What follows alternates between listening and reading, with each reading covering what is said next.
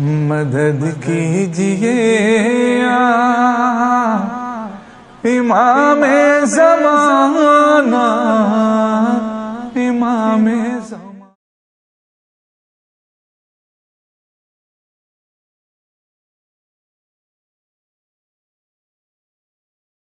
मौलाना अबुल कासिम एक शिया थे और उनकी एक पुरानी दोस्ती थी मौलाना रफ़ीउद्दीन के साथ, जो एक सुन्नी स्कॉलर थे। उनकी दोस्ती बहुत स्ट्रॉन्ग थी, लेकिन उनकी लंबी दोस्ती के बावजूद उन्होंने कभी एक दूसरे से रिलीजन से रिलेटेड बहस नहीं की। इत्तेफाकन एक बार मस्जिद में उनकी बात हो गई, जो आखिरकार रिलीजन की तरफ चली गई। बात के दौरान उस सुन्नी स्कॉलर ने दावा किया कि उमर और अबू बकर जो हैं वो इमाम अली से अफजल है। शिया मौलाना ने इसको रिजेक्ट किया और कहा कि इमाम अली दोनों खलीफा से सुपीरियर है। अपनी बात को साबित करने के लिए उन्होंने कुरान की कई आयत और नबी की हदीस का रेफरेंस दिया। उन्होंने इमाम अली के फ़ज़ाइल और मिराकल बयान किए। फिर सुन्नी मौलाना ने कहा कि अबू बकर नबी के ससुर है, इसीलिए वो ज़्यादा अफजल है। तो शिया स्कॉलर ने कहा कि इमाम अली ज़्यादा अफजल है, वो नबी के दामाद है। जब भी नबी को ज़रूरत पड़ी, इमाम अली उनके साथ हमेशा खड़े रहे। जब नबी हिजरत कर रहे थे तब इमाम अली नबी के बिस्तर पे सोए थे।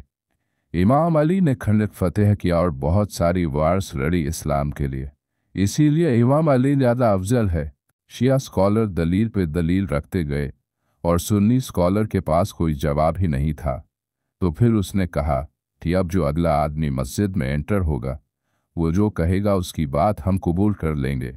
शिया मौलाना को पता था कि इस मस्जिद में ज़्यादातर सुन्नी ही आते हैं, पर फिर भी उन्होंने शर्त मंजूर की। ज़्यादा वक्त नहीं गुजरा था कि एक खूबसूरत नौजवान मस्जिद में दाखिल हुआ। सुन्नी स्कॉलर फ़ौरन अपनी जगह से खड़े हो गए और उसे सलाम करने के बाद पूछा कि इमाम अली अफजल हैं या अबू बकर। उस नौजवान ने कहा, जब भी मैं इमाम अली का मुकाबला उन दोनों से करता हूँ तो महसूस करता हूँ कि मैंने अपने इमाम के मकाम को कम कर दिया है। क्या भला लकड़ी का मुकाबला कभी तलवार से हो सकता है क्या? वैसे ही दोनों खलीफा इमाम अली के मुकाबले में आ ही नहीं सकते।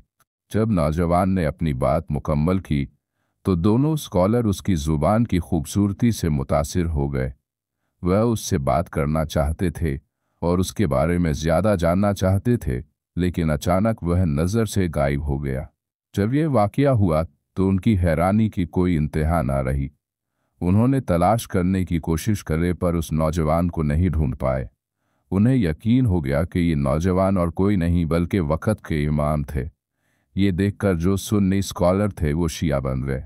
इमाम ज़माना ने दुनिया को एक अजीम पैगाम दिया है कि असल में इमाम अली का मुकाबला उन दोनों से नहीं किया जा सकता, और जो कोई इमाम अली का मुकाबला अबू बकर से करता है तो असल में उसने इमाम के मर्तबे और रुतबे को गिराया है।